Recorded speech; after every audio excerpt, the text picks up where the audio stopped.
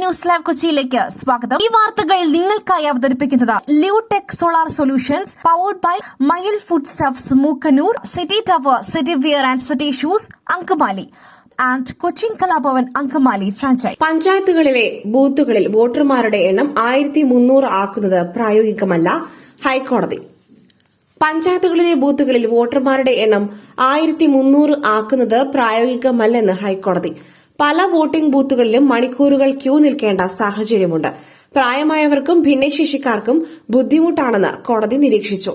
ഒരു ബൂത്തിൽ 1300 പേർ എത്തിയാൽ 12 മണിക്കൂറിൽ വോട്ടിംഗ് പൂർത്തിയാക്കുവാൻ ബുദ്ധിമുട്ടായിരിക്കുമെന്ന് ചൂണ്ടിക്കാണിച്ചുള്ള ഹർജിയാണ് കോടതി പരിഗണിച്ചത്. ക്യൂ മോണിറ്ററിംഗ് ആപ്പ് പരിഗണിച്ചൂടെ എന്ന് കോടതി ചോദിച്ചു. ആപ്പ് വഴി ക്യൂവിലുള്ള ആളുകളുടെ എണ്ണം അറിയുന്ന രീതിയിൽ ക്രമീകരിക്കണം. 12 മണിക്കൂറാണ് വോട്ടിംഗിനുള്ള സമയം. പഞ്ചായത്ത് വോട്ടർക്ക് 3 വോട്ടുകൾ ഒരേ സമയം ചെയ്യേണ്ടിവരും. വോട്ട് ചെയ്ത് പുറത്തിറങ്ങുവാൻ ശരാശരി 2.5 മിനിറ്റ് വേണ്ടിവരുമെന്നും കോടതി നിരീക്ഷിച്ചു. ഇന്ന് നടക്കാനിരുന്ന സംസ്ഥാന ചലച്ചിത്ര അവാർഡ് പ്രഖ്യാപനം മാറ്റി. ഇന്ന് നടക്കുവാനിരുന്ന സംസ്ഥാന ചലച്ചിത്ര അവാർഡ് പ്രഖ്യാപനം തിങ്കളാഴ്ചത്തേക്ക് മാറ്റി. നവംബർ 1 നിന്നും നവംബർ 3 മാറ്റിയത്. നവംബർ 3 3 മണിക്ക് തൃശൂരിൽ വെച്ചാകും അവാർഡ് പ്രഖ്യാപനം. ജൂറി ചെയർമാന്റെ സൌകര്യം പരിഗണിച്ചാണ് മാറ്റം. മമ്മൂട്ടി മികച്ച നടനാവാനാണ് സാധ്യത. ബ്രഹ്മയുഗത്തിലെ പ്രകടനത്തിന് മമ്മൂട്ടിയെ പരിഗണിക്കുവാനാണ് സാധ്യത. അന്തിമ പട്ടികയിൽ ടൊവിനോ തോമസും ഇടം നേടിയതായി സൂചനയുണ്ട്. അജയന്റെ 2ാം മോഷണത്തിലെ പ്രകടനത്തിനാണ് ടൊവിനോയെ പരിഗണിക്കുന്നത്. നടിമാരിൽ കടുത്ത പോരാട്ടമാണ് നടക്കുന്നത്. മികച്ച നടിമാരുടെ പട്ടികയിൽ കനി കുസൃതിയും ദിവ്യപ്രഭയും അനശ്വര രാജനും നസ്രിയ നസീമുമാണ് ഫൈനൽ റൌണ്ടിൽ മത്സരിക്കുന്നത്. മമ്മൂട്ടി അവതരിപ്പിച്ച ബ്രഹ്മയുഗത്തിലെ കൊടുമൺ പോറ്റി അദ്ദേഹത്തിന് വീണ്ടും ഒരു സംസ്ഥാന പുരസ്കാരം നേടിക്കൊടുക്കുമെന്ന പ്രതീക്ഷയിലാണ് ആരാധകർ. 128 ചിത്രങ്ങൾ മത്സരത്തിനെത്തിയെങ്കിലും 38 സിനിമകൾ മാത്രമാണ് അവസാന റൌണ്ടിലെത്തിയത്. പ്രകാശ് രാജ് അധ്യക്ഷനായ ജൂറിയാണ് ഫലപ്രഖ്യാപനം നടത്തുക. ശബരിമല സ്വർണ്ണക്കൊള്ള, സ്വർണം പൊതിഞ്ഞതുമായി ബന്ധപ്പെട്ട നിർണായക രേഖകൾ പിടിച്ചെടുത്ത് SIT. ശബരിമല സ്വർണ്ണക്കൊള്ളയുമായി ബന്ധപ്പെട്ട നിർണായക രേഖകൾ പിടിച്ചെടുത്ത് പ്രത്യേക അന്വേഷണ സംഘം. സ്വർണം പൂശിയതിന്റെ രേഖകളാണ് ദേവസ്വം ആസ്ഥാനത്ത് നിന്നും പിടിച്ചെടുത്തിരിക്കുന്നത്. ശബരിമലയിൽ ഏതളവിൽ എന്തിലൊക്കെ സ്വർണം പൊതിഞ്ഞെന്ന് വ്യക്തമാക്കുന്ന രേഖകൾ ഹാജരാക്കുവാൻ പ്രത്യേക അന്വേഷണ സംഘം ദേവസ്വം ബോർഡിന് നിർദ്ദേശം നൽകിയിരുന്നു. എന്നാൽ ദേവസ്വം ബോർഡിന്റെ തിരച്ചിലിൽ സ്വർണം പൂശിയതുമായി ബന്ധപ്പെട്ട രേഖകളൊന്നും കണ്ടെത്തുവാൻ സാധിച്ചിരുന്നില്ല. രേഖകൾ കണ്ടെത്തുവാൻ ദേവസ്വം ബോർഡ് തന്നെ ദേവസ്വം കമ്മീഷണറെയും സ്പെഷ്യൽ ഓഫീസറെയും ചുമതലപ്പെടുത്തിയെന്ന് ദേവസ്വം SITക്ക് മറുപടിയും നൽകിയിരുന്നു. ഇതിന് പിന്നാലെ SIT ദേവസ്വം ആസ്ഥാനത്ത് നടത്തിയ പരിശോധനയിലാണ് സ്വർണം പൂശിയതുമായി ബന്ധപ്പെട്ട നിർണായക രേഖകൾ കണ്ടെത്തിയിരിക്കുന്നത്. ശബരിമലയിൽ വിജയ് മല്യ ഏതളവിലാണ് സ്വർണം പൊതിഞ്ഞത് എന്നതിന്റെ നിർണായക വിവരങ്ങൾ ഇപ്പോൾ അന്വേഷണ സംഘത്തിന് ലഭിച്ചെന്നാണ് സൂചന. ദേവസ്വം ആസ്ഥാനത്ത് ഇപ്പോഴും പരിശോധനകൾ തുടരുകയാണ്.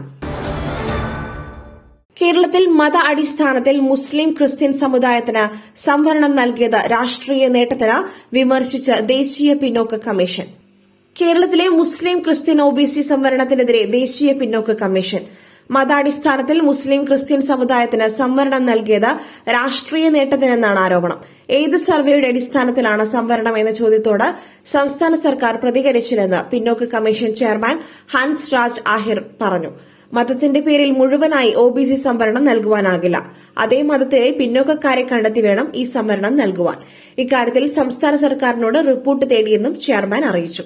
തദ്ദേശ സ്വയംഭരണ തെരഞ്ഞെടുപ്പിൽ OBC സംവരണം നടപ്പാക്കണം എന്നാണ് പിന്നോക്ക കമ്മീഷന്റെ ആവശ്യം. ഡൽഹി കലാപ ഗൂഢാലോചന കേസ്.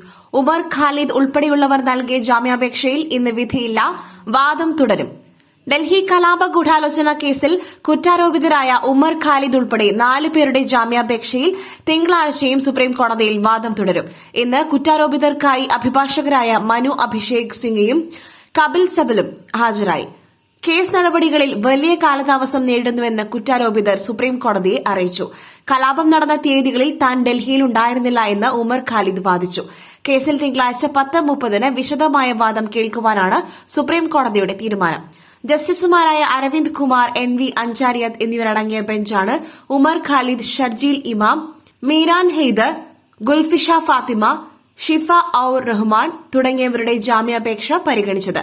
2020 മുതൽ 90-ലധികം തവണ ലിസ്റ്റ് ചെയ്ത തന്റെ കക്ഷികളുടെ ഹർജി പരിഗണിക്കുന്നതിൽ അസാധാരണമായ കാലതാമസമുണ്ടായെന്ന് മനു അഭിഷേക് സിംഗ്വി കോടതിയിൽ ചൂണ്ടിക്കാട്ടി.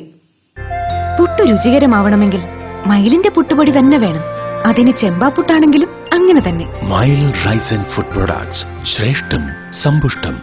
ആരാധകർ കാരണം കുടുംബത്തിനൊപ്പം പുറത്തിറങ്ങുവാൻ സാധിക്കുന്നില്ല അജിത് കുമാർ. പൊതുയിടങ്ങളിൽ പോലും ആരാധകരുടെ സ്വകാര്യതയിലേക്കുള്ള ഇടിച്ചുകയറ്റത്തെക്കുറിച്ച് പ്രതികരിച്ച തമിഴ് സൂപ്പർ താരം തല അജിത് ദ ഹോളിവുഡ് റിപ്പോർട്ടറിന് നൽകിയ അഭിമുഖത്തിൽ തന്റെ സിനിമാ ജീവിതത്തെക്കുറിച്ചും റേസിംഗ് കരിയറിനെക്കുറിച്ചും ആരാധകരുമായുള്ള ബന്ധത്തെപ്പറ്റിയും അദ്ദേഹം വാചാലനായി. ആരാധകരുടെ സ്നേഹത്തോട് ഞാൻ എന്നും കടപ്പെട്ടിരിക്കും. പക്ഷേ എന്റെ കുടുംബത്തിനൊപ്പം സമാധാനത്തോടെയൊന്ന് പുറത്തിറങ്ങുവാൻ സാധിക്കാത്തതും അവർ കാരണമെന്ന് പറയേണ്ടി വരും. ഈ പ്രശസ്തി എന്നാൽ രണ്ടറ്റം മൂർച്ചയുള്ള വാൾ പോലെയാണ്. അത് നിങ്ങൾക്ക് സുഖവും നല്ല ജീവിത രീതിയും ഒക്കെ സമ്മാനിക്കും. എന്നാൽ നമുക്ക് ഏറ്റവും വേണ്ടുന്ന പല കാര്യങ്ങളും അത് അപഹരിക്കും, അജിത് കുമാർ പറയുന്നു. കബാലിയെ പ്രകോപിപ്പിച്ച സംഭവം തമിഴ്നാട് സ്വദേശികൾ പിടിയിൽ. അതിരപ്പള്ളിയിലെ കാട്ടുകൊമ്പൻ കബാലിയെ പ്രകോപിപ്പിച്ച സംഭവത്തിൽ തമിഴ്നാട് സ്വദേശികൾ വനം വകുപ്പിന്റെ പിടിയിൽ. കോയമ്പത്തൂർ സ്വദേശികളായ ജ്ഞാനവേൽ വാസു, ശിവകുമാർ എന്നിവരാണ് പിടിയിലായത്. ഇക്കഴിഞ്ഞ 19 രാത്രിയിലായിരുന്നു കേസിനാസ്പദമായ സംഭവം. അതിരപ്പള്ളി മലക്കപ്പാറ അന്തർ സംസ്ഥാന പാതയിലായിരുന്നു സംഭവം. റോഡിലിറങ്ങി നിന്ന കാട്ടാനയുടെ അടുത്തേക്ക് കാർ ഓടിച്ചു കയറ്റി പ്രകോപിപ്പിച്ചതിനാണ് കേസ്. പ്രതികൾ തന്നെയാണ് വീഡിയോ മൊബൈലിൽ ചിത്രീകരിച്ച് സാമൂഹ്യ മാധ്യമങ്ങൾ വഴി പ്രചരിപ്പിച്ചത്. ഇവർ സഞ്ചരിച്ചിരുന്ന സ്കോർപിയോ വാഹനവും വനം വകുപ്പ് കസ്റ്റഡിയിലെടുത്തു. പ്രതികളെ സംഭവ സ്ഥലത്തെത്തിച്ച് പരിശോധന നടത്തി. പ്രതികളെ മൊഴിയെടുത്തതിന് ശേഷം വിട്ടയച്ചു. ഹോൺ മുഴക്കിയും വാഹനം മുന്നോട്ടെടുത്തുമാണ് കാട്ടാനയെ തമിഴ്നാട് സ്വദേശികൾ പ്രകോപിപ്പിച്ചത്. കാട്ടാന വാഹനം ആക്രമിച്ചെങ്കിലും വിനോദസഞ്ചാരികൾ പരിക്കേൽക്കാതെ രക്ഷപ്പെടുകയായിരുന്നു. ആനയെ പ്രകോപിപ്പിക്കുന്ന ദൃശ്യങ്ങൾ പുറത്തുവന്നതോടെ വനം വകുപ്പ് അന്വേഷണം ഊർജിതമാക്കിയിരുന്നു. മറ്റൊരു വാർത്തയുമായി കണ്ടുമുട്ടുന്നതുവരെ നന്ദി, നമസ്കാരം.